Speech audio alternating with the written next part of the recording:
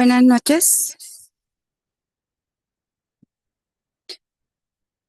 siendo las 21:03 del día 7 de junio del 2025, damos inicio a nuestra sesión médica mensual del Colegio Potosino de Especialistas en Medicina Familiar. Damos la bienvenida a nuestra presidenta y vicepresidente y a los miembros de la mesa directiva y muy en especial a nuestros profesionales de la salud asistentes a esta reunión, tanto presenciales como por vía Zoom. La hiperplasia prostática benigna es una condición común en hombres mayores de 40 años que implica el crecimiento no canceroso de la glándula prostática. La prevalencia aumenta con la edad, afectando a más del 50% de los hombres mayores de 50 años y más del 70% en hombres de 70 años. Los factores de riesgo incluyen edad, genética, obesidad, síndrome metabólico, dieta alta en grasa, tabaquismo y baja actividad física. El diagnóstico temprano es crucial para evitar complicaciones y mejorar la calidad de vida de nuestros pacientes. Hoy tenemos el placer de contar con el doctor Luis Eduardo Lara Vilchis, experto en el área de urología, egresado del Centro Médico Siglo XXI, quien nos compartirá de su experiencia. Bienvenido, doctor. Muchas gracias, doctora. ¿Comenzamos? Ok. Buenas noches a todos y muchas gracias por la invitación. Lo primero que les voy a comentar es que este tema es mi favorito. De todos los temas, cáncer renal, cáncer vesical, etcétera, para mí es mi tema favorito. Me encanta y puedo hablar aquí 10 horas, pero no lo voy a hacer. Así que vámonos directo a la carne del tema. Anatomía básica, pues súper básica. La vejiga, esta es la próstata, esta es la uretra prostática y el resto de la uretra, ¿sí? Bueno, todo lo que nos compete, pues sucede más o menos aquí, aunque ya verán más adelante que no es todo en realidad. Este es el universo de las enfermedades de la próstata, nada más existen 3, no hay más: hiperplasia prostática, cáncer de próstata y prostatitis. Puede haber pacientes que tengan una o dos o las 3, como vemos aquí. Cada una de estas enfermedades es independiente de las otras. O sea, la hiperplasia prostática no lleva cáncer de próstata, ni tampoco a prostatitis, ni al revés. Son enfermedades independientes que pueden ocurrir en el mismo órgano, pueden ser al mismo tiempo o en tiempos diferentes, etc. Además de estas enfermedades, hay otras enfermedades del tracto urinario inferior que afectan y que producen síntomas muy parecidos, como estenosis de uretra, vejiga neuropática, litiasis vesical, y estas que son aquí muy importantes: cáncer vesical, infección urinaria. Esta nos preocupa bastante, ¿sí? Porque tiene alta mortalidad y se puede confundir fácilmente con síntomas del tracto urinario inferior con hiperplasia prostática. Hay unas consideraciones generales que hay que entender antes de, digamos, para el tema hay que entenderlas previamente. Primero, la prevención del cáncer de próstata no existe. ¿Y cómo es posible que un urólogo venga a decirnos que no existe? Bueno, pues esa es la realidad, ¿sí?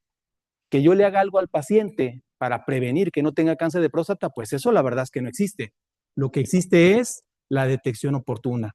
Y eso se toma como prevención porque previene las complicaciones del cáncer de próstata. Hay un rubro que se llama quimioprevención que no se ha desarrollado, que es darle algunos medicamentos al paciente como finasteride, etcétera, y que se dice que podría prevenir cáncer de próstata, pero no está desarrollado. Hay otros productos naturales que más adelante los vamos a ver, que también pretenden prevenir cáncer de próstata, pero la verdad es que no está desarrollado ese tema y ya a mi forma de ver, pues no va a existir, no va a ser.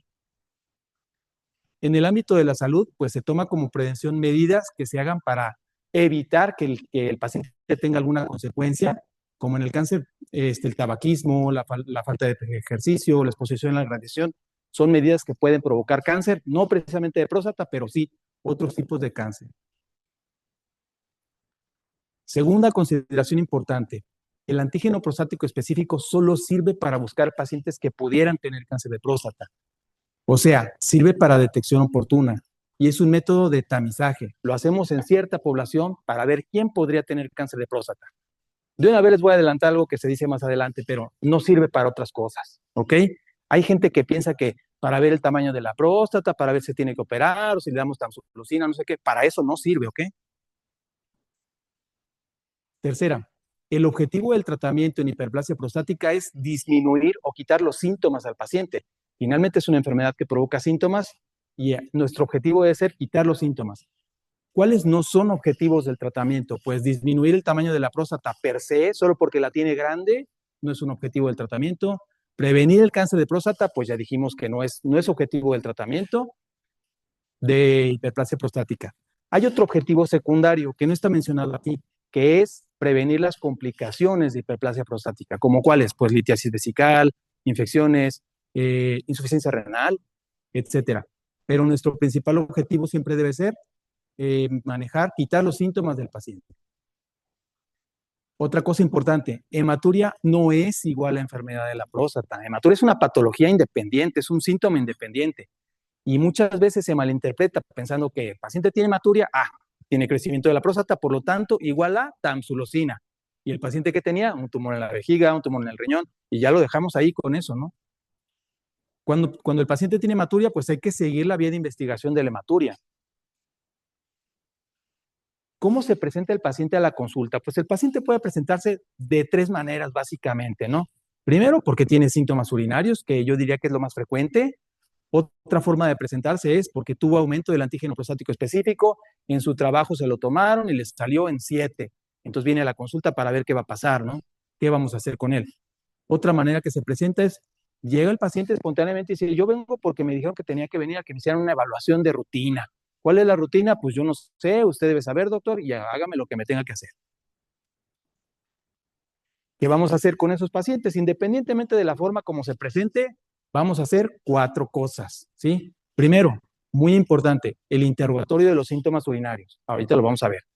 Segundo, pues hay que preguntarle directamente al paciente si ha tenido hematuria. Eso a veces no lo dicen, ¿eh? Y he tenido pacientes que me dicen, orinó rojo. Ah, sí, ¿con sangre? No, no, no, con sangre no, rojo. Y yo, pues, rojo es igual a sangre. No siempre, pero la mayoría de las veces sí. Y hay gente que los pacientes no entienden que el rojo es hematuria y que es peligroso, no lo entienden, ¿eh? Tercero, pues el antígeno prostático específico. Y cuarto, el tacto rectal, que lo puse muy chiquito aquí, ahorita van a ver por qué. Estas son las 4 cosas que tenemos que valorar en el paciente. Bien, esta diapositiva pues está media difícil de entender. Fisiopatología de los síntomas del tracto urinario. Lo que quiero que entiendan de esta diapositiva o que quiero mostrarles es que no solo el crecimiento de la próstata tiene que ver para los síntomas, ¿sí?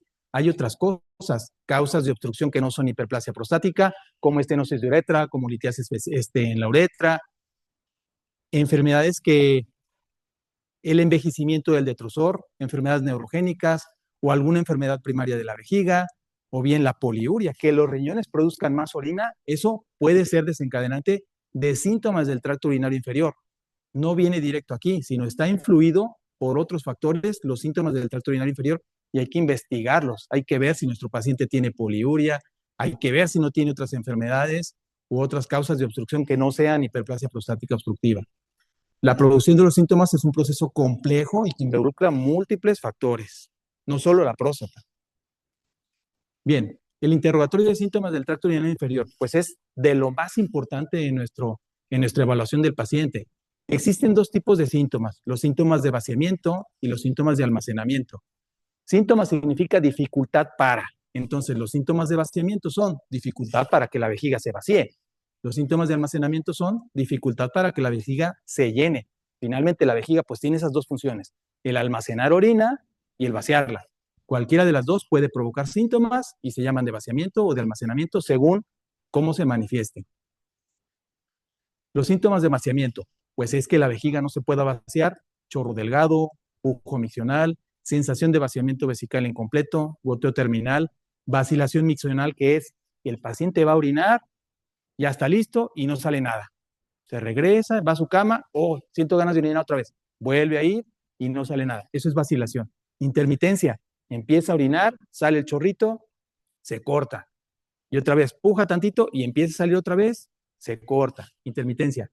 Y finalmente, el grado máximo de los síntomas de vaciamiento, retención urinaria. Síntomas de almacenamiento, pues tenesmo vesical, que es que el paciente sienta ganas de seguir orinando más cuando ya terminó de orinar.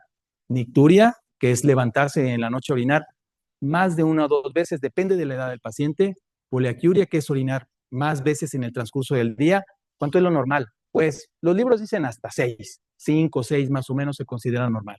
Urgencia, que es que el paciente sienta ganas de ir a orinar, que ya se le va a salir. No aguanto llegar aquí ahí al baño, no aguanto.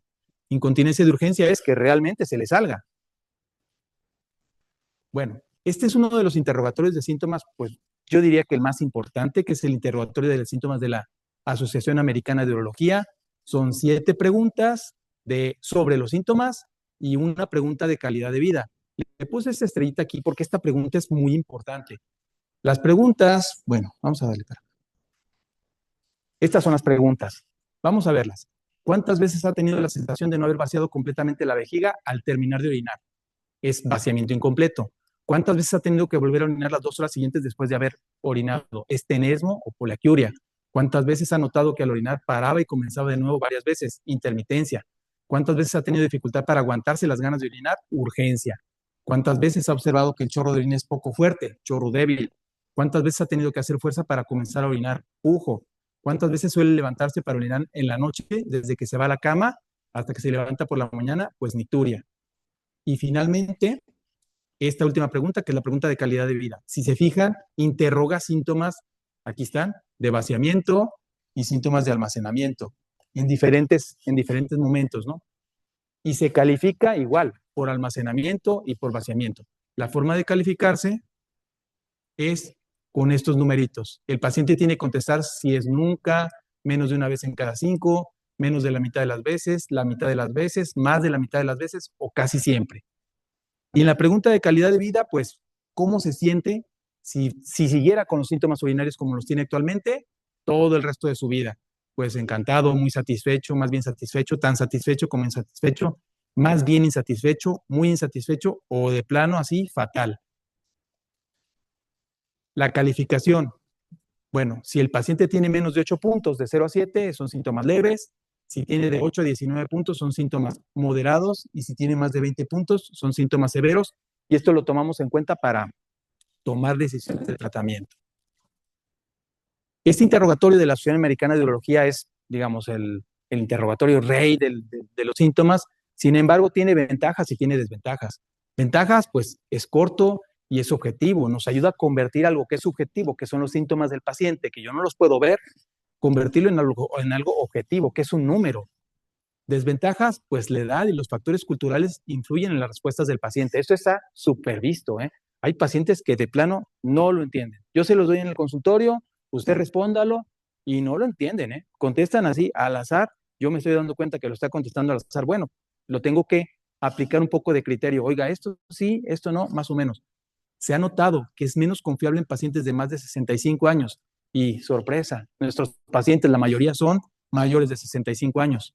Es tardado, es difícil de aplicar en los institutos, en el seguro, en el ISSSTE, donde hay mucha consulta. La verdad es que es difícil de aplicar. Yo nunca lo pude aplicar ahí en el seguro porque es tardado y hay muchos pacientes. Deja de lado varios síntomas importantes, ¿sí? Pues síntomas que no se preguntan. Y entre ellos, uno de los más importantes para mí, pues hematuria. Ese hay que preguntárselo aparte. Este otro interrogatorio, pues vamos a decir que yo lo recopilé, ¿sí? Yo lo recopilé de los síntomas que existen, son 20 preguntitas, es un poco más rápido, yo también lo uso en la consulta y lo usaba mucho ya en el seguro, porque uno le pregunta al paciente directamente, ¿tiene esto? Sí, no. ¿Tiene esto? Sí, no. ¿Tiene esto? Sí, no. Etcétera. Ahorita lo vamos a analizar. Yo le puse como nombre de 20 preguntas, pero en realidad no existe como tal en los libros, no se llama así ni nada. Esto yo lo hice y lo uso, pues, para la consulta. Ventajas, pues valora más aspectos del problema del paciente y es más rápido. Desventajas, pues es muy subjetivo, porque es la interpretación que yo le dé a lo que me diga el paciente y también la interpretación que el paciente le dé a lo que yo le estoy preguntando. Es un poco subjetivo, o más bien muy subjetivo. ¿Cuáles son los aspectos de este interrogatorio o lo que debemos de preguntar? La temporalidad, pues, ¿cuándo empezó a tener molestias para orinar? Eso es súper importante. No es lo mismo que me diga empecé hace 5 días que empecé hace 5 años. Las patologías en las que yo pienso si tiene 5 días son unas y a las que yo pienso si tiene 5 años son diferentes, ¿no? Síntomas de vaciamiento, pues si tiene esfuerzo para orinar, dificultad para orinar, el chorro de la orina delgado, el chorro sale débil, cuando termina de orinar queda goteando, que es el goteo terminal, que es muy frecuente como síntoma, y en el de la AUA no lo preguntan. Cuando va a orinar, tarda en empezar a salir el chorro. Si va a orinar es en un solo chorro o es en pausas. Alguna vez se ha obstruido totalmente la orina, que esto es súper importante, ¿eh? Hay pacientes que ya se taparon una vez hace 6 meses, ahora vienen por síntomas y no sabemos que ya se tapó. Si se vuelve a tapar, ya va a ser para indicativo de tratamiento quirúrgico. Esta pregunta también es súper importante. Si le han puesto sondas alguna vez, ¿cuándo? ¿Por qué le pusieron la sonda? Cuando le pusieron la sonda, súper importante, ¿cuánta orina drenó al momento de la colocación de la sonda? Y la verdad que casi nadie lo piensa esto. Los médicos que están en urgencias, los residentes, le ponen la sonda, ya drenó, sale, váyase para su casa. Cuando yo lo interrogo y lo veo, oiga señor, ¿sí estaba tapado o no? No, pues sí. ¿Cuánta orina traía en la vejiga? No es lo mismo que me diga, pues traía 35 mililitros, a que me diga, traía 350 o 500 o 1000. ¿Sí? Uno sí está tapado, el que trae 500 está tapado, el que trae 35 no estaba tapado, tenía tenesmo vesical, ¿no? Entonces, estas preguntas son súper importantes. Síntomas de almacenamiento, pues cuántas veces se levanta a orinar en la noche, la nicturia, en el transcurso del día, cuántas veces orina, si siente o ha sentido ganas urgentes de orinar, si ha llegado a orinarse en la ropa porque no alcanza a llegar al baño, y si cuando termina de orinar siente ganas de seguir orinando más, son los síntomas de almacenamiento. La pregunta súper importante, hay que preguntarle al paciente a fuerza si ha orinado con sangre, cuándo empezó a orinar con sangre, cuántas veces ha orinado con sangre, si ha tenido coágulos o no ha tenido coágulos, la evolución que ha tenido el caso, qué estudios le han hecho para su problema. Muchos ya llegan con ultrasonido, ya recibieron tratamiento, qué tratamiento le han dado, cómo se sintió con el tratamiento que le dieron. Pues ya le dieron tamsulosina, doctor, no me sentí bien, sigo teniendo síntomas, ya me volví a tapar, etcétera. Todo eso, el interrogatorio de la Asociación Americana de Urología, pues no lo maneja, ¿verdad? Hay que manejarlo aparte. ¿Cómo se sintió con el tratamiento? Si le funcionó o no le funcionó. Lo que esperaríamos del tratamiento es que mejore sus síntomas, ¿no? Y la pregunta de calidad de vida, en general, si usted se siente a gusto o se siente a disgusto con su manera de orinar. Esta forma de preguntarla, pues es más subjetiva que la otra, porque no califica en números. Es sí o no, me siento bien, me siento mal. Finalmente, pues los síntomas son algo subjetivo y hay que valorarlo así al paciente, ¿no? Luego, el tacto rectal. Primero, ¿para qué sirve? Pues sirve para valorar el tamaño y la consistencia de la próstata, aunque actualmente no está considerado como un método de tamizaje adecuado para cáncer de próstata. O sea, no se lo vamos a hacer a todos. Ese periodo pues ya pasó de hacer tacto rectal a todos los pacientes, ya pasó, y no está indicado en todos los pacientes, solo está indicado en pacientes que tengan elevación del antígeno prostático específico, o bien, esta es la indicación del libro, ¿no? Bien, otra indicación que a mí me sucede y que yo a veces lo necesito es cuando tenemos la necesidad de saber el tamaño de la próstata, pero no tenemos otra manera de saberlo. Por ejemplo, allá en el seguro, pues no hay un ultrasonido en el consultorio. Si el paciente no trae un ultrasonido, pues no hay forma de que yo sepa si la próstata está de 20, de 30, de 50, de 100, más que hacer tacto rectal, ¿no? Si el médico tiene a la mano un ultrasonido ahí en su consultorio, pues bueno, se lo podría evitar el tacto haciéndole un ultrasonido ahí, poniéndole la vejiga, ver el tamaño de la próstata, se puede medir, ya con eso se lo evitamos. Bien, ¿cómo se valora el tamaño de la próstata por tacto rectal? Pues bueno, en teoría, cada través de dedo equivale aproximadamente a 10 gramos de tejido prostático. Esto también es súper subjetivo, ¿eh? Depende del tamaño de mi dedo, que no es igual al de él, son diferentes, ¿no? Es una medida muy apreciativa, muy subjetiva, que no es exacta. Y luego la medimos en gramos, ¿sí? Y el ultrasonido la mide en centímetros cúbicos. Y luego nuestra mente lo convertimos y son lo mismo. Es una medida subjetiva, ¿no? Bastante subjetiva, que cada quien tiene que ir más o menos calculando el tamaño de la próstata. Un ejemplo de esto sería la próstata, digamos, vista por atrás, así como está el tacto aquí. Y luego, pues, un ejemplo es poner el dedo aquí, luego lo vamos recorriendo así para allá. Eh, Aquí son 2 y aquí son 3. Así se vería como de ladito, ¿no? Como está aquí, pero al revés. Esta próstata sería, digamos, de 30 gramos, en teoría, subjetivamente. ¿Qué vamos a hacer en caso de encontrar alteraciones en el tacto rectal, como aumento de la consistencia, nódulos, irregularidad de la superficie? pues bueno, el objetivo sería descartar cáncer de próstata o confirmarlo. Por lo tanto, vamos a necesitar una biopsia de próstata, que la mejor forma de hacerla es con un ultrasonido transrectal. Ahorita vamos a ver otras formas, pero esta es la que se usa actualmente con más frecuencia. Antígeno prostático específico. ¿Qué es? Pues es una glucoproteína de peso molecular de 34,000 Daltons. Tiene actividad enzimática, o sea, es una enzima, ¿sí? Degrada a otra proteína que se llama seminogelina. Esta enzima, el antígeno prostático específico, se produce en las células epiteliales de los acinos prostáticos, o sea, se produce en la próstata. Su función natural en el organismo, una función fisiológica, es la licuefacción del coágulo seminal.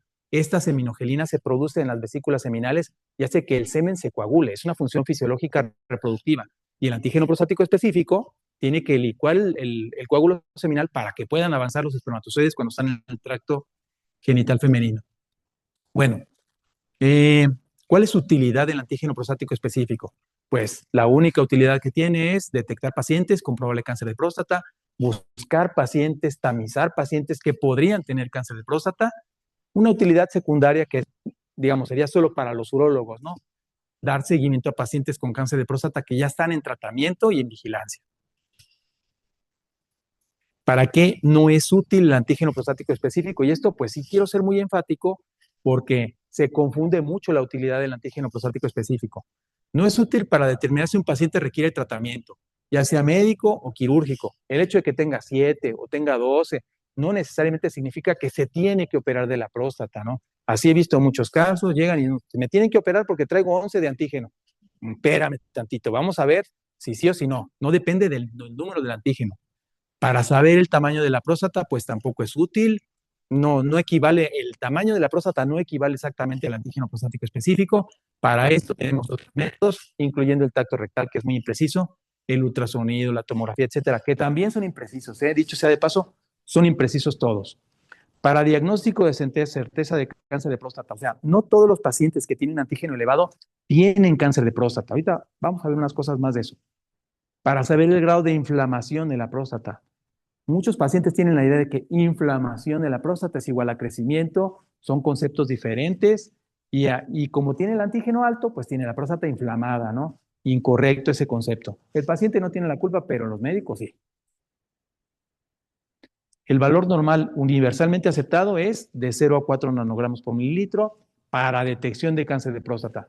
Para el seguimiento de paciente con cáncer de próstata es otro valor, es 0.2, etcétera, pero eso, bueno, aquí ya no lo vamos a mencionar.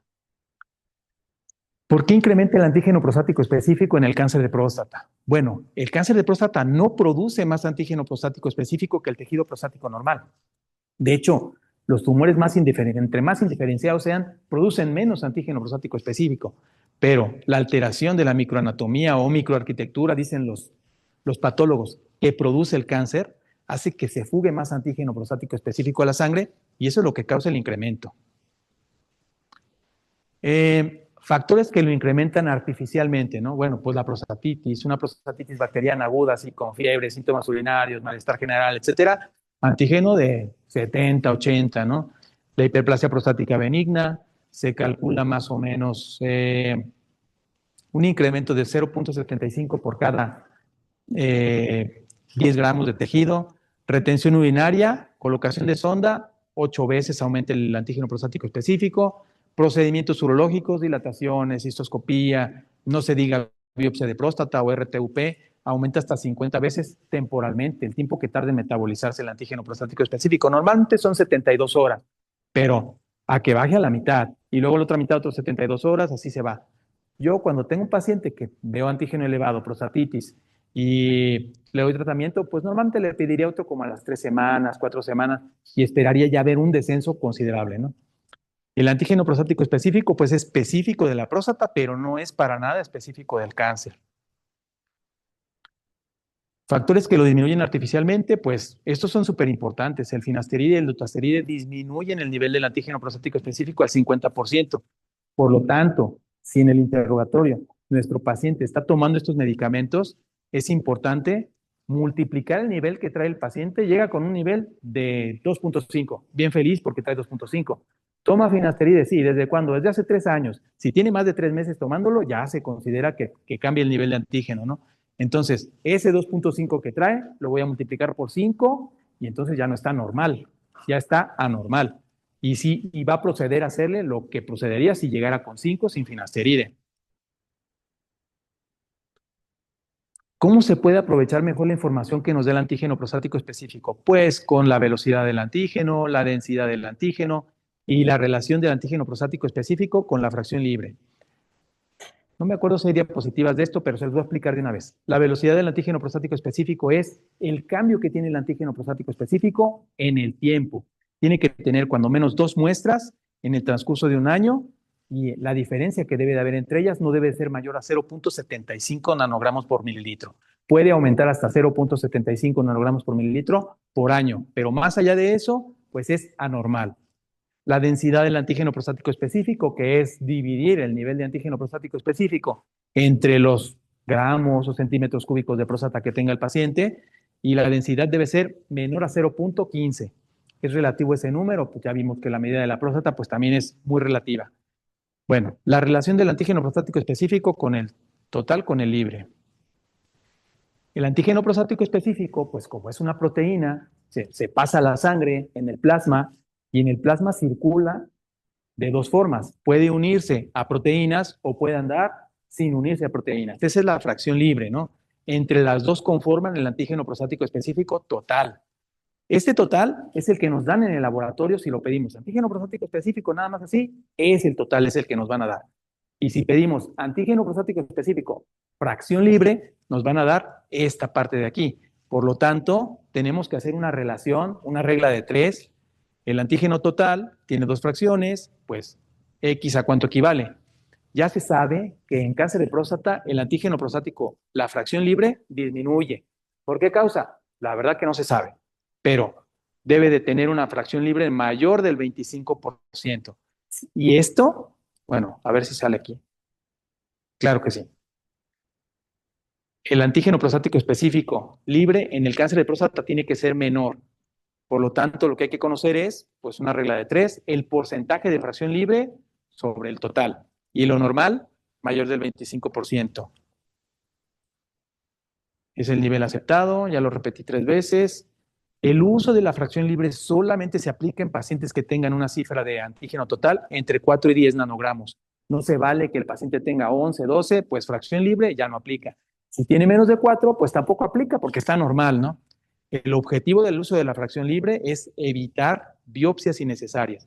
Si el paciente tiene, vamos a decir, 7 con una fracción libre de 30%, pues lo podemos dejar en vigilancia sin pedirle la biopsia o lo que seguiría, ¿no? En este caso, pues la resonancia. ¿Qué se debe hacer cuando el paciente tenga alteraciones en el antígeno prostático específico? En general, la tendencia es a realizar un ultrasonido transrectal de próstata con biopsias para confirmar o descartar cáncer de próstata.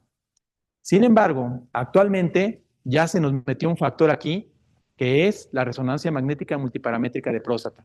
Se está usando mucho, es un estudio, pues es carito, es complejo, es difícil de interpretar. Se interpreta de acuerdo a este parámetro que se llama PIRADS, que es una clasificación radiológica. Yo la verdad que no le entiendo muy bien a la clasificación radiológica y pues es radiológica, la tiene que dar el radiólogo. Finalmente, legalmente tiene validez y tiene que tener su reporte de radiología con su grado de PIRADS. Si el PIRADS, que va del 1 al 5, es de 3, 4 o 5, pasa a la siguiente fase. Si es 1 o 2, pues vigilancia. La siguiente fase, pues es biopsia de próstata guiada por ultrasonido, actualmente por fusión, que fusión significa utilizar la resonancia magnética y el ultrasonido al mismo tiempo. Hay varias maneras de hacer la biopsia combinada, está la cognitiva, está la de Inbore, está la de fusión propiamente, la robótica. Hay muchas maneras, depende de la que tengamos al alcance. No son baratas, son caras, vale como 60,000 pesos, 70,000 pesos, son súper caras, pero bueno, es lo que hay en este momento, lo que podemos usar. Y sirve para confirmar o para descartar si nuestro paciente tiene cáncer de próstata, que finalmente pues es el objetivo de pedir el antígeno prostático específico, ¿no? Si lo detectamos, pues entonces sí, categorizarlo y ver si le vamos a dar tratamiento curativo, paliativo, qué vamos a hacer. Luego, detección oportuna de cáncer de próstata, pues les voy a comentar las directrices de la Asociación Americana de Urología que es la que nos rige aquí a todo el continente americano sobre la detección oportuna de cáncer de próstata. La última directriz que hay es de 2023. Está la del 2018 anteriormente. La cambian como cada 4, cada 5 años.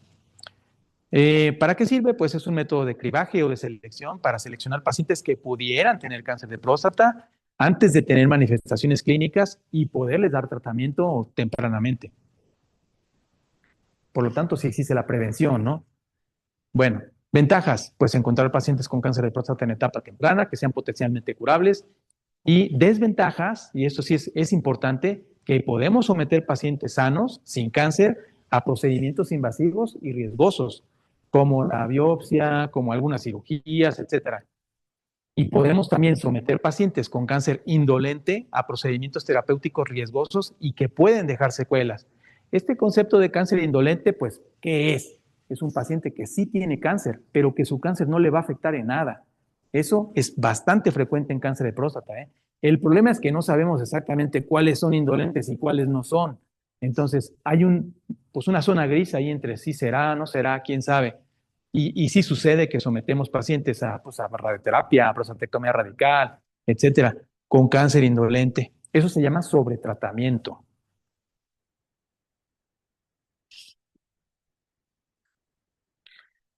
Actualmente lo que dicen las guías de la Asociación Americana de Urología es que la decisión de realizar screening, o sea, antígeno prostático específico, tamizaje en un paciente debe ser una decisión compartida entre el médico y el paciente.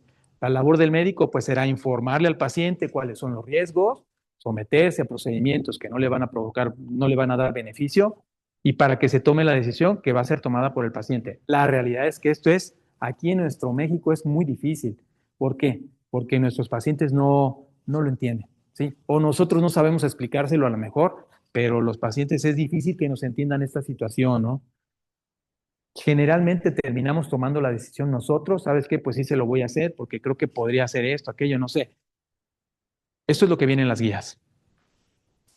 ¿Qué necesita saber el paciente para tomar la decisión? Bueno, pues que el antígeno se puede elevar por muchas razones, incluso variabilidad fisiológica, prostatitis, hiperplasia, por manipulación prostática o por otros procedimientos urológicos. Que las biopsias prostáticas y los tratamientos para cáncer de próstata, pues implican riesgos, septicemia, sangrado, etcétera, ¿no? ¿A quién se lo vamos a hacer? ¿Cuáles son las directrices de la Asociación Americana de Urología actuales? Bueno, hombres menores de 40 años, a ninguno. Aquí sí, a nadie. Y estas son las que sí. Usar principalmente el antígeno prostático específico. Cuando sale anormal, repetirlo. Iniciar la detección oportuna a los 45, 50 años. Aquí lo dejan muy abierto, pero pues yo diría 45 años está bien. En población de riesgo, empezar a los 40 años. Ahorita me voy a regresar a ver cuál es la población de riesgo. Tamizaje cada 2 a 4 años. Ya cambió. Antes era cada año. Actualmente se recomienda cada 2 a 4 años, pues a criterio del médico, ¿verdad? Yo casi siempre les pongo 2 años y en general no he visto que el paciente me acepte más allá, ¿eh? O sea, 3 años, 4 años. No, doctor, me da miedo. Ok, 2 años, está bien.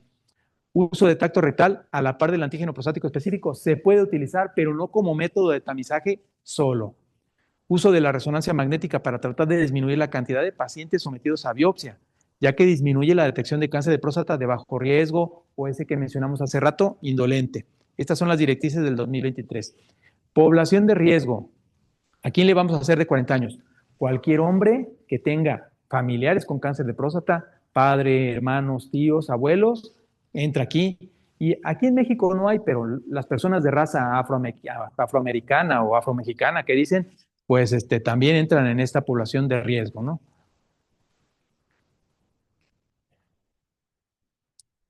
Esta es la principal directriz. Hombres de 55 a 69 años de edad, la decisión compartida e informada entre los pacientes y el médico, sopesando los beneficios de prevenir la mortalidad del cáncer contra los probables riesgos o daños provocados por el proceso de diagnóstico y tratamiento. Este grupo etario, hombres de 55 a 69 años, son los que más se benefician del procedimiento de tamizaje. Otra directriz importante, hombres de 70 años en adelante que han decidido realizar el screening. ¿Por qué? Han decidido porque lo normal es ya no recomendárselo después de los 70 años, ¿no? Cuando menos como screening. Es diferente el paciente que tiene síntomas, pero como screening no se recomienda. Bueno, si el paciente decidió que sí se lo hizo y ya no nos consultó y ya lo trae, bueno, subir el nivel de corte para solicitar biopsia, que serían 10 nanogramos por mililitro. El corte normal son 4, si el paciente es de más de 70, pues lo subimos a 10. Y descontinuar el screening, si el nivel que trae es menor de 3, pues ya, recomendarle ya no hacerlo, ¿no? ¿Qué es lo importante para el médico de primer contacto? Pues bueno, conocer las recomendaciones y los criterios sugeridos en las directrices de la Asociación Americana de Urología, seleccionar a los pacientes correctamente que pudieran ser candidatos a tamizaje, es decir, no a todos así, señor de 35 años, pues no, ya vimos que no. Descartar o eliminar el tamizaje a todos los pacientes en quienes se sugiere no realizarlo. Esta es la página de la Asociación Americana de Urología, la AWANET. Aquí están las guías, las puede consultar cualquier persona porque son abiertas, no se requiere clave ni nada. Están en inglés y se me hace que también están en español, aunque no las he visto en español, pero sí deben de estar en español. Bueno, en español está en la página de la CAU, Confederación Americana de Urología, y son las mismitas. Hematuria. Primero, acuérdense que hay que preguntarle al paciente directamente si ha tenido hematuria o no. Cualquier síntoma que venga, oiga, ¿ha orinado con sangre? ¿Sí o no? No, no. Rojo nada más. Bueno, sangre. Definición. Hematuria macroscópica es la presencia de sangre en la orina observada por el paciente. Hematuria microscópica es la presencia de más de 3 eritrocitos por campo en el examen general de orina. Igual es hematuria y hematuria, las dos, equivalen a lo mismo. Si es hematuria microscópica o macroscópica, tiene cierto grado de diferencia en las posibilidades que hay de encontrar patología significativa, ya que aumentan con el grado de hematuria. O sea, es más probable que encontremos un tumor en la vejiga, un tumor en el riñón, etcétera, en un paciente con hematuria macro que con micro, pero no quiere decir que con micro no estén, ¿eh? Basta con que el paciente presente hematuria en una sola ocasión, en una sola, para que sea meritorio de estudio. Llega el paciente y me dice, oriné con sangre hace 2 semanas, doctor, pero ya se me quitó. Ah, pues entonces ya váyase a su casa, se toma un paracetamol y tamsulusina y bye. Y el paciente tenía un tumor en la vejiga, ¿no? Los tumores de la vejiga sangran intermitentemente. Un día sí, otro no, una semana sí, a veces no. Entonces lo podemos dejar pasar. Con una sola ocasión que el paciente tenga hematuria, ya sea macro o micro, ni modo, se la ganó y hay que hacer lo que hay que hacer. Ahorita vemos lo que hay que hacer. Algunas causas importantes de hematuria, pues tumores vesicales, que son la principal causa de hematuria en pacientes hombres mayores de 40 años, sobre todo si son fumadores, en la mira directa del cáncer de vejiga. Tumores del riñón, tumores del sistema colector del riñón, que también son súper agresivos, litiasis, hiperplasia prostática, cistitis crónica por radioterapia, son otras causas, pero como vemos, hay causas aquí que están agresivas, ¿eh? Que no debemos pasar por alto, que hay, cuando menos hay que pensarlas. ¿Cómo se evalúa un paciente con hematuria? Pues se tiene que evaluar con imágenes de tomografía, con imágenes de ultrasonido y con estudio endoscópico. El estudio que más usamos actualmente pues es la urotomografía, es el estudio reina para hematuria, porque valora el parénquima renal, valora el sistema colector, valora el uretero y valora la vejiga. Otro estudio importante pues es la cistoscopía. El orden en que van los estudios, pues primero la tomografía y luego la cistoscopía. Si en el consultorio tenemos un equipo de ultrasonido, pues obviamente, primero el ultrasonido, ¿verdad? Pues ya está ahí. Se lo pongo, veo cómo se ven los riñones, veo cómo se ve la vejiga, cómo se ve la próstata con el ultrasonido. Los ureteros no se pueden ver con el ultrasonido. Por eso sí se necesita fuerza la urotomografía. Hematuria, pues en el consultorio, un interrogatorio completo, sobre todo cuánto tiempo tiene, explorar si tiene globo vesical o no, si el paciente puede orinar o no. Oiga, ¿puede orinar? No, pues sí, revisarlo a ver si no tiene globo vesical, sus signos vitales, si tiene palidez, etcétera. ¿Cómo podemos manejar ambulatoriamente hematuria o cómo vamos a decidir si lo vamos a manejar ambulatoriamente? Pues sí, se puede manejar ambulatoriamente cuando el grado de hematuria es leve y el paciente puede orinar, obviamente que no tiene compromiso de sus signos vitales, ni taquicardia, ni nada de eso, ¿no? Cuando el paciente tiene hematuria intensa o no puede orinar, pues lo correcto es colocarle una sonda, irrigación vesical y hospitalización para determinar la causa de la hematuria y tratamiento. Algunas palabritas sobre urotomografía, ya que es un estudio muy importante para nosotros. Bueno, a algunos de ustedes probablemente les ha tocado saber o conocer de la urografía excretora, a muchos ya no, los que son jóvenes pues ya no, porque ya casi no la usamos, pero la urotomografía es una urografía por tomografía. O sea, implica por fuerza la aplicación de medio de contraste. ¿Sí? Tiene 4 fases, la fase simple, la fase arterial, la fase venosa, la fase excretora. Estas fases son con medio de contraste y esta, pues obviamente el nombre lo dice, es simple. Hay algunos otros autores que reportan la fase tardía, pero bueno, pues con estas 4 fases que nos hagan, está excelente. Quiero ser enfático en el hecho de que a fuerza implica medio de contraste, a fuerza. En el Hospital 50, en otros hospitales del seguro, recuerdo yo, pides una urotomografía, urotac le dicen allá, y te entregan una tomografía simple de abdomen. No está mal, es un buen estudio, sirve, pero no es una urotomografía, no sirve lo mismo, es la cuarta parte, le faltan otras 3 partes, y ya, hágale como quiera, doctor, esta es la urotomografía de aquí. Bueno, las que sí son, llevan medio contraste, en medio particular, pues no son caras, vale como tal vez entre unos 1,800 y 4,500, dependiendo de donde se haga. Y la calidad de los tomógrafos que hay actualmente, pues eso es buenísimo. Los tiempos en que se aplica el medio de contraste, pues en la fase simple, 0, o sea, no se aplica. En la fase arterial, a los 10 segundos se da la secuencia de tomografía. En la fase venosa, a los 45 minutos. En la fase excretora, a los 7 minutos. Y la fase tardía, pues entre 5 y 30 minutos. Pero con que nos den esto, o esto, cualquiera de los dos, sirve para la interpretación.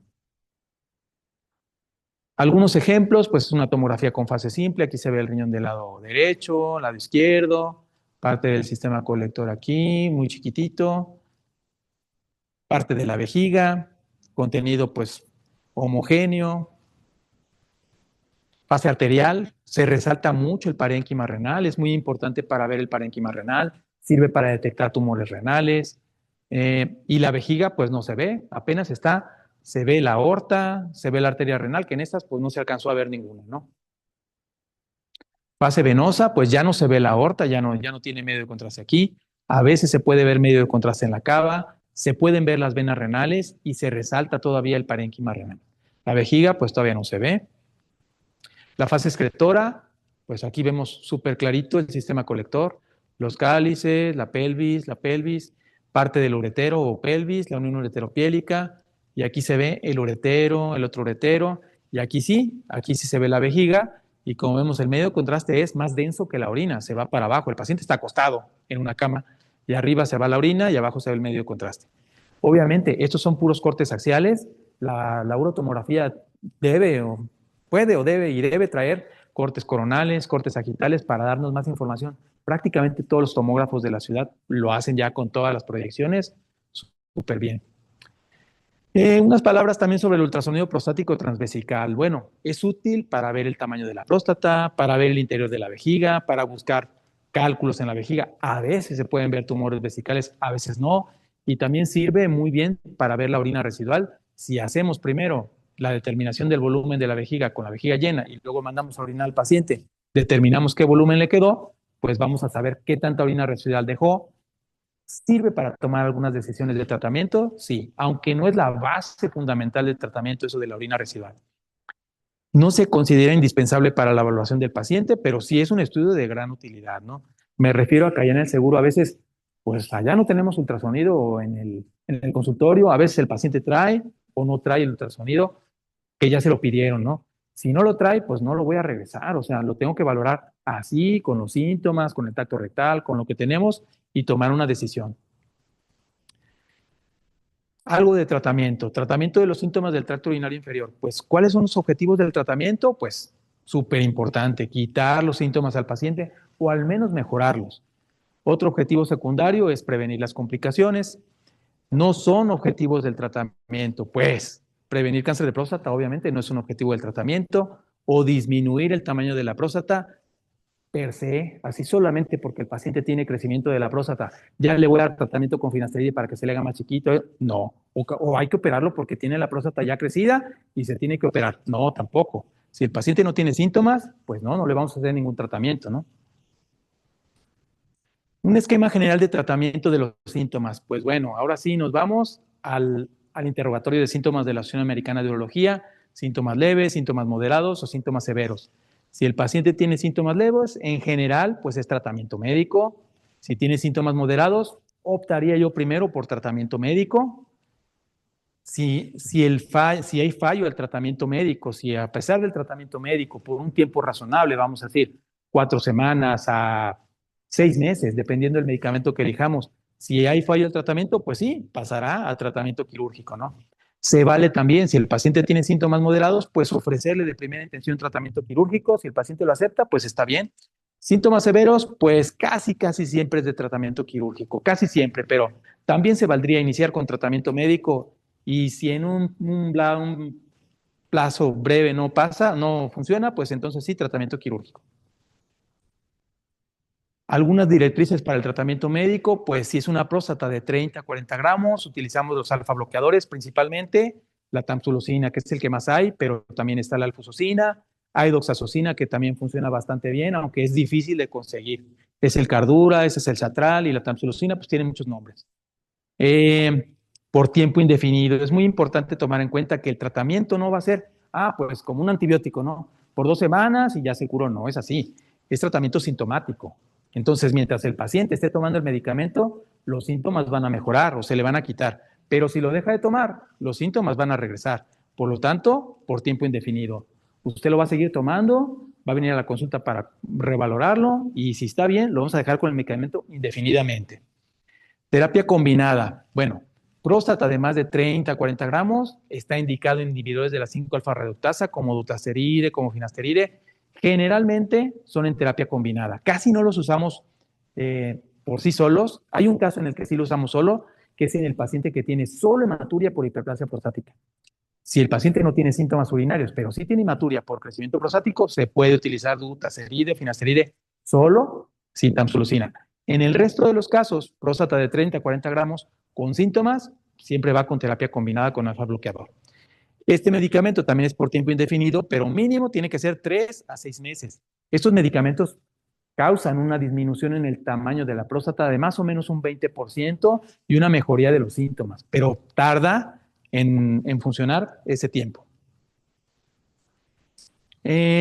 ¿Cómo funcionan los alfa bloqueadores? Pues provocan una relajación del músculo liso del estroma fibromuscular prostático y el trígono y el cuello vesical. Su principal efecto es sobre el factor dinámico, o sea, relajan todo el cuello de la vejiga, la uretra prostática. En general se considera como primera línea de tratamiento. Sus efectos secundarios más frecuentes, la hipotensión postural y la eyaculación retrógrada, ya que la próstata pues es, digamos, el órgano que controla la emisión y la eyaculación, que es que el semen se vaya para afuera, pues cuando no está bloqueado ese sistema, se va a la vejiga y sale revuelto con la orina cuando el paciente orina. Medicamentos, pues tamsulosina, alfusocina, doxazocina, que son los que tenemos aquí. Los inhibidores de la 5-alfa reductasa, pues causan una disminución del volumen del 20%. Su principal efecto es sobre el factor mecánico, pero se lleva tiempo. Efectos secundarios que sí, la verdad, sí nos pegan, es la disminución de la libido, disfunción eréctil y disminución del PSA a 50% de su valor real, que ya lo hemos comentado, para tomar en cuenta este número cuando le pidamos el antígeno al paciente. Estos dos efectos, la verdad que sí pegan en pacientes que son pues relativamente jóvenes, vamos a decir 60 años, 65, que todavía tienen una vida sexual más o menos activa, pues sí nos pegan. Terapia combinada, pues pretende combinar los efectos de ambos medicamentos para crear sinergia y mejorar los síntomas. Es útil, muy útil, de hecho está indicada para prevención de las complicaciones y está indicada en pacientes con próstatas de más de 30 a 40 gramos, como ya lo habíamos mencionado, y para prevención de complicaciones el tratamiento mínimo se considera que debe ser 1 año. Fitoterapia, ¿qué es esto? Pues son medicamentos derivados de hierba, de plantas, hojas, cortezas, frutos. Hay muchos. Se supone que funcionan como fitoesteroles, como ácidos grasos, fitoestrógenos, y este es el efecto que se pretende que disminuye el tamaño de la próstata, que disminuye la inflamación, pero en realidad su mecanismo de acción pues es desconocido. Efecto antiinflamatorio, antiandrógeno, antiproliferativo, es lo que se menciona que podría ser, ¿no? La verdad que yo casi no los uso, hay algunos en el mercado, he visto pacientes tratados con eso, a veces si el paciente no puede recibir los otros medicamentos porque la tamsulosina le provoca mucha hipotensión postural, porque la alfusocina es muy cara y no la puede comprar, bueno, pues puede ser una opción, ¿no? Aunque estos no son baratos tampoco, son caros. Los que hay, pues Serena Rapens, Pigema africanum, urticadoica, Estos que mencionan aquí, son los que hay aquí son estos. El pigeum, la úrtica. Tratamiento quirúrgico. Para próstatas menores de 80 gramos, pues el principal tratamiento es la resección transuretral de próstata, es la cirugía que más hacemos, la más común, es muy resolutiva, muy buena. Para próstatas de más de 80 gramos, pues la indicación es la prostatectomía abierta, aunque actualmente, pues la enucleación prostática con láser de Olmium, que se llama HOLEP, es lo que está, digamos, tomando auge, ¿no? Es un procedimiento relativamente nuevo, no tan nuevo, tiene como 10 años, 15 años, pero tiene sus desventajas. Ahorita lo vamos a ver. Este es el producto de la resección transuretral, son la próstata cortada en pedacitos, y esta es una próstata, pues, que sacamos completa. La resección transuretral de próstata se considera el estándar de oro en cuanto a los diferentes tratamientos quirúrgicos de hiperplasia prostática. Las ventajas, pues que no hay una incisión como tal, la recuperación postoperatoria es rápida, es menor estancia hospitalaria, mejor control del sangrado de manera endoscópica y mejor control de la continencia del paciente. Desventajas, pues el síndrome de absorción de líquidos que está agresivo, está intenso. El tiempo quirúrgico pues es limitado, depende del tamaño de la próstata, pero normalmente no debemos de pasarnos de una hora de cirugía.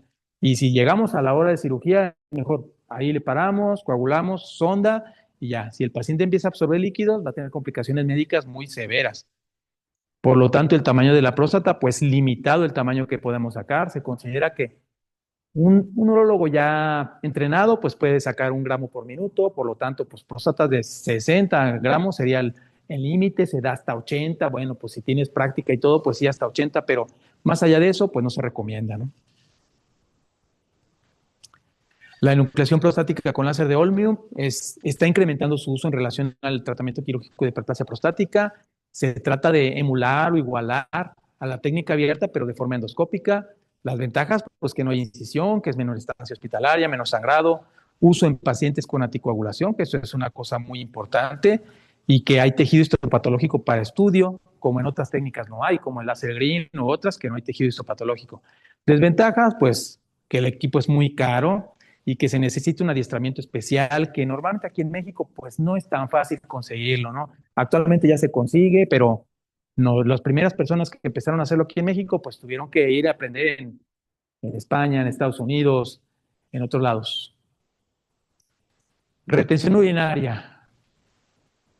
¿Qué pasa? Pues el paciente reporta que no puede orinar, ¿no? Hay que valorar la exploración física si hay globo vesical y colocar sonda transuretral. Muy importante, pues registrar la cantidad de orina que se extrae de la vejiga, porque esto sirve para diferenciar si el paciente tenía tenesmo vesical por una cistitis o lo que sea, o realmente estaba tapado. Si es la primera vez que el paciente presenta retención, pues puede intentarse tratamiento médico, tamsulosina, alfusosina, por mínimo 72 horas. Esto viene en la guía de la Asociación Americana de Urología. Y luego retirar la sonda y esperar a ver si el paciente puede orinar. Pero es muy importante citar al paciente tempranamente, 10 días, 15 días, para valorar la función miccional, ya que hay veces que el paciente no se da cuenta que está obstruido. Uno le pregunta, ¿sí puede orinar? Sí, doctor. ¿Cómo orina? Bien, normal. ¿Cuántas veces orina en el día? Pues como unas 20. Y en la noche, otras 10. No está normal, ¿sí? Cuando lo reviso, tiene la vejigota llena. ¿No siente dolor? No, nada, ninguna muestra. No, doctor, tranquilo, todo bien. Ese paciente, si lo dejamos así, ¿qué va a pasar? Pues la presión que está en la vejiga alta se va a transmitir al sistema urinario superior y va a dañar la función renal en un tiempo relativamente corto, algunas semanas, 8 semanas, 12 semanas, ya perdió la función renal. Eh, Registra la cantidad de orina y si ha presentado más de un cuadro de retención urinaria, pues ya se queda con sonda y programar tratamiento quirúrgico, el que tengamos al alcance, RTU, próstata abierta, JOLEP, lo que quieran, pero tratamiento quirúrgico. Bueno, pues hasta aquí. Eso es todo. Muchas gracias por su atención. ¿Tienen alguna duda?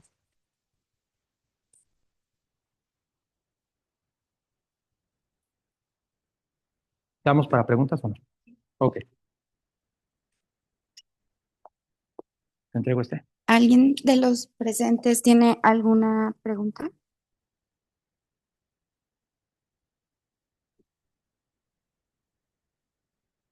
Y por ejemplo, tenemos en el seguro ahorita no hay transfusión. No, pues ya valió.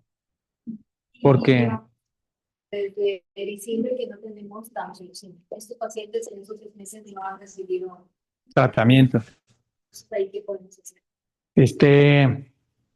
Yo diría solicitarla e insistir con los directivos, proponerle al paciente que la compre, no es muy cara. Vale como, la tamsulosina genérica vale como unos 250 pesos, una cajita que le aguanta para 20 días.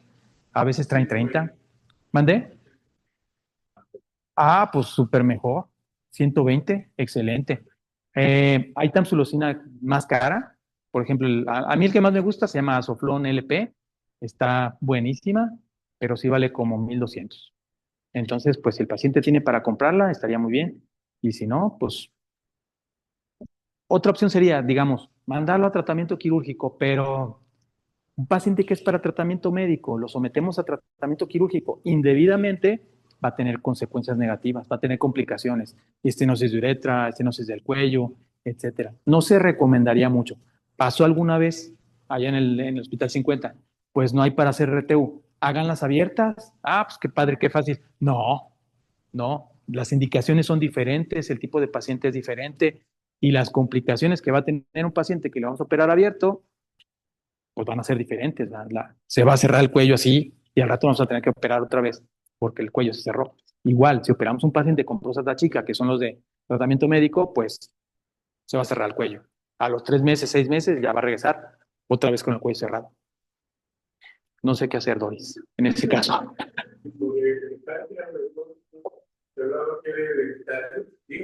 Sí, sí tiene factor hereditario, claro que sí. Por eso, el tamizaje en los pacientes que tienen antecedentes de familiares con cáncer de próstata, sobre todo los papás y los hermanos. El abuelo, pues más o menos, ¿no, tío?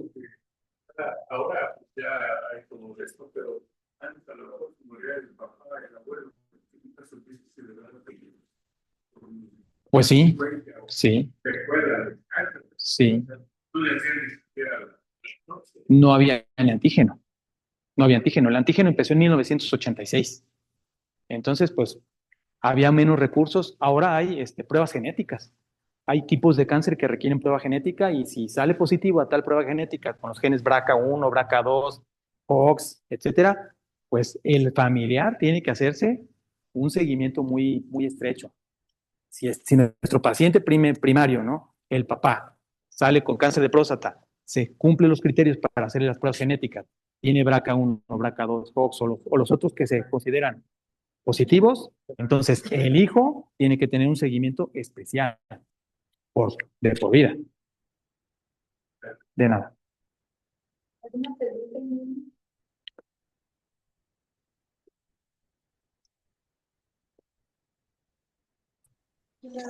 Menciona la doctora Carla de los socios que están en línea. Dice, pacientes con hiperplasia prostática con buen control de síntomas con tamsulosina que presentan protrusión prostática intravesical grado 1 y grado 2, ¿se mantiene en vigilancia? La respuesta es sí, se mantiene en vigilancia. Si el paciente tiene control de sus síntomas con la tamsulosina, se queda así. No importa que tenga la vejiga, la protrusión dentro de la vejiga de la próstata o el tamaño de la próstata, no importa. Se mantiene con tamsulosina. Ok, muchas gracias. Doctora, ¿quieres hablar? Por ejemplo, en un servicio de urgencias o en una atención médica continua, si me llega un paciente con anuria, eh, está indicado no poner sonda y cuánto tiempo se la puedo dejar, que es la primera vez que lo presento. ¿Con anuria? Sí, o sea, que ya... ¿O con retención urinaria? retención urinaria. Con retención urinaria, si tú lo detectas que tiene retención urinaria, sonda, primero. Ya te dijo el paciente que no puede orinar, desde hace 2 días no ha orinado nada, doctora, nada más moja poquito, gotea poquito y no orina nada. Tú lo checas y tiene el globo vesical ahí, pues ya, ¿no? Sonda. Te pone la sonda, cuantificar cuánta orina traía acumulada en la vejiga y ese dato se lo vas a dar al paciente, al familiar. ¿Sabe qué? Traía 800 mililitros o traía 1,200 de orina en la vejiga. Le deja la sonda y ¿qué procede? ¿Qué sigue? Bueno, depende del caso, pero en general, tratamiento con medicamento, cuando menos 72 horas y retirar la sonda. Hay factores que son de buen pronóstico y factores de mal pronóstico para el paciente que tiene retención urinaria. Factores de buen pronóstico, que haya tenido un evento desencadenante, como cuál, tomar mucha agua, tomar bebidas alcohólicas. Factores de mal pronóstico, que ya esté tomando medicamentos para síntomas urinarios, o bien que ya se haya tapado previamente, etcétera. Si esos factores nos orientan a que sí se va a poder resolver, ¿por qué? Porque es la primera vez que le pasó, porque no ha tomado ningún medicamento, etcétera. Pues bueno, le ponemos la sonda, le podemos dar tamsulosina. A mí no me gusta mucho tamsulosina para primera opción, es mejor alfusosina, pero no hay en el seguro, es difícil de conseguir, es cara, vale más de 2.500 pesos. Entonces, tamsulosina, 3, 4 días, retirar la sonda y probar, a ver qué pasa. Pero sí hay que advertirle al paciente que hay que revisarlo en corto tiempo, en 10 días, 2 semanas, porque se puede volver a tapar y puede pasar que no se dé cuenta. Doctor, una pregunta, ¿qué tan cierto es que las relaciones sexuales previo a la toma del antígeno prostático específico pueden hacer que se altere? Mm, sí hay reportes de eso y se supone que el antígeno prostático específico se debe de tomar con el paciente normal. Si tiene relaciones sexuales 3 veces a la semana o 5 veces a la semana o 0 veces a la semana, como esté. Y ya se ha dicho que no cambia el nivel de antígeno prostático específico. Una indicación incorrecta sería decirle, no, pues si tiene relaciones 3 veces a la semana, pues aguántese un mes sin relaciones para que le tomen el antígeno. Eso sería incorrecto. Lo correcto es, vaya, tómenselo, haga su vida normal, se lo hace y nada más. Y en base a lo que salga, pues ya interpretamos el resultado, ¿no?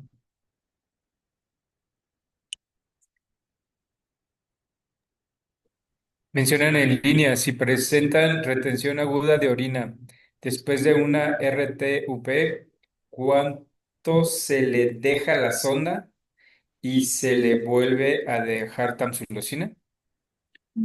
Es muy parecido. Sí, pues es difícil, esa pregunta está un poco complicada porque va a depender cuánto tiempo tiene de que fue operado, qué tanto tejido le quitaron, cómo fueron las condiciones cuando se tapó. Pero en general yo diría, pues sí, ponle la sonda, si te sale sin sangre, pues lo puedes mandar de alta. La recomendación sería, pues mándalo con el médico que lo operó, mándalo con el urólogo que lo valore y ya decida si le quita la sonda, si le da tamsulosina, etcétera. Ese es un caso especial de retención urinaria, no es un paciente de primera vez que se tapa, es un paciente que ya está operado, que ya tiene otras condiciones, ¿no?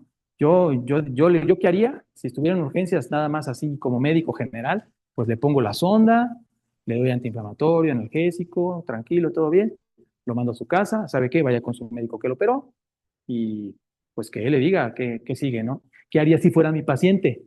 Si yo lo operé y se tapó, pues bueno, yo ya sé qué pasó, cómo estuvo la cirugía, ¿no? Ya sé que algunos pacientes se vuelven a tapar después de la cirugía. Lo que hacemos es dejarle la sonda una semana y volver a intentar el retiro de la sonda. Y la gran mayoría, sí, por no decir que todos, ya, orinan. A algunos poquitos me ha tocado que sí, que después de la segunda retira de la sonda no pudo orinar, pues bueno, ese paciente va a requerir una revisión de la cirugía, o sea, volverlo a meter a quirófano, ver si quedó tejido o si tiene alguna otra patología, ¿no? Vejiga neurogénica principalmente, que no se haya detectado previamente.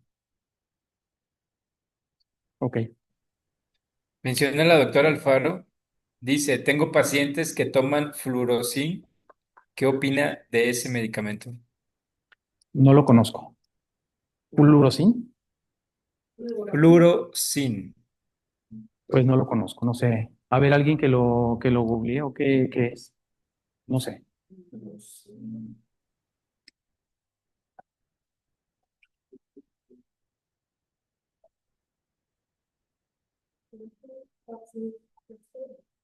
Puede ser que sea Focin. Si es Focin, pues está bien porque es fosfomicina. ¿Qué opino de ese medicamento? Pues es muy bueno para infección urinaria, pero no. ¿Mandé? Pues eso.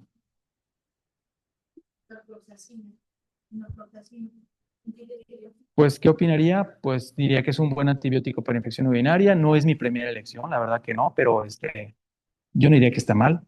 Es una buena opción si el paciente tiene infección urinaria. No es para esto de hiperplasia prostática ni nada de eso. Sí, porque dice que es un extracto seco de semilla de calabaza. Ah, pues es fitoterapia entonces. Ah, ok. Fitoterapia. ¿Sí? A ver, doctora. Dice calabaza, polvo de bayas. Gracias. Pues es fitoterapia. A mí la verdad no me gusta mucho el tratamiento de fitoterapia, pero si el paciente ya lo está tomando, le funciona, se siente bien, pues es una buena opción, ¿verdad?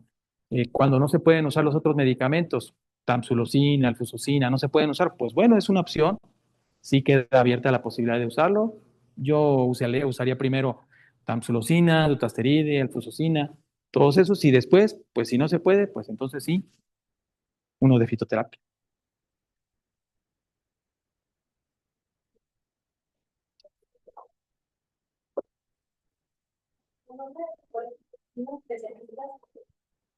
En medicina familiar, le damos las gracias al doctor Eduardo Lara Vilchis por excelente ponencia. Muchas gracias. Felicitarlo por siempre apoyarnos. Gracias, gracias, con todo gusto. Yo creo que no me dejarán mentir, mínimo vemos 2 o 3 pacientes con hiperplasia prostática diaria.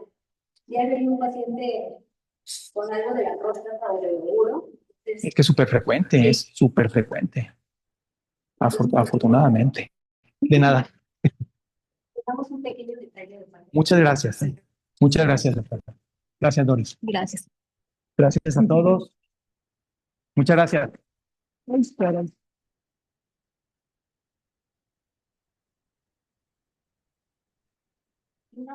Una foto. ¿Uno quiere la palabra?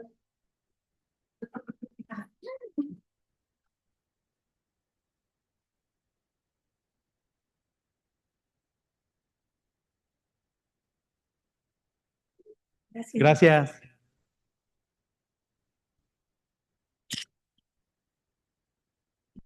Pues vamos a comer la pizza. Gracias, con permiso. Y Chavo, bueno, como cada bienvenido. queremos Chicos. festejar y celebrar a los cumpleañeros del mes de junio, iniciando por la doctora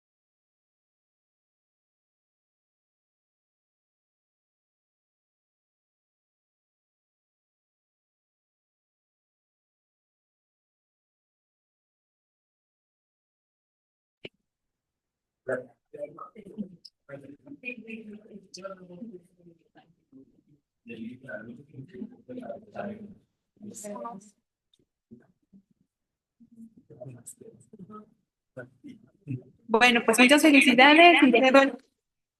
Ay, feliz Día del Padre también para los papás y futuros papás, que es este domingo, el Día del Padre. Entonces, también a ellos muchas felicidades. Y los que son papás pueden pasar también por un pastelito.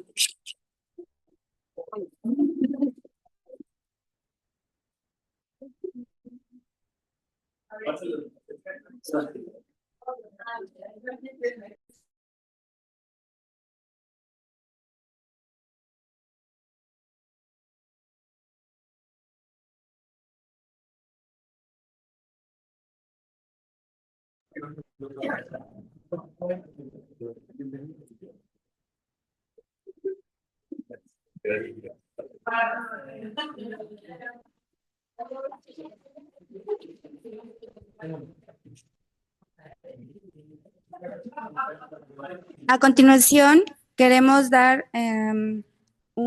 dos anuncios más. El pasado mes se llevó a cabo el 35º Congreso Nacional de Medicina Familiar 2025, llevado a cabo en la ciudad de Veracruz, Con gran orgullo felicitamos al Colegio Potosino de Especialistas en Medicina Familiar por haber gestionado, participado y ganado ser sede del 37º Congreso de Medicina Familiar que se realizará en el 2027. Invitamos a todos los médicos familiares, nos unamos a este proyecto, tenemos la confianza de que entre todos haremos un excelente trabajo e impulsaremos al Colegio Potosino de Especialistas en Medicina Familiar como un referente de excelencia médica, académica, calidad profesional a nivel nacional. Un fuerte aplauso para nosotros.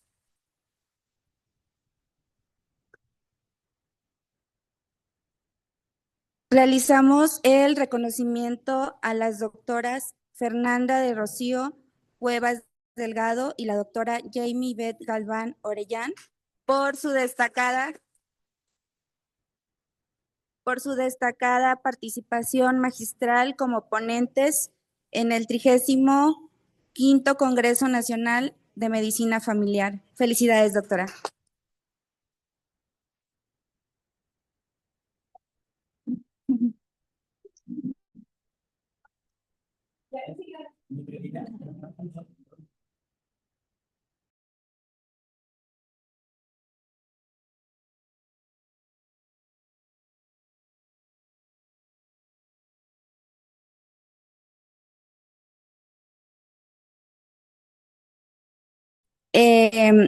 Y séptimas jornadas de actualizaciones del 16 al 18 de octubre de este año que organizamos pues aquí nuestro colegio. Gracias. Hasta el próximo mes.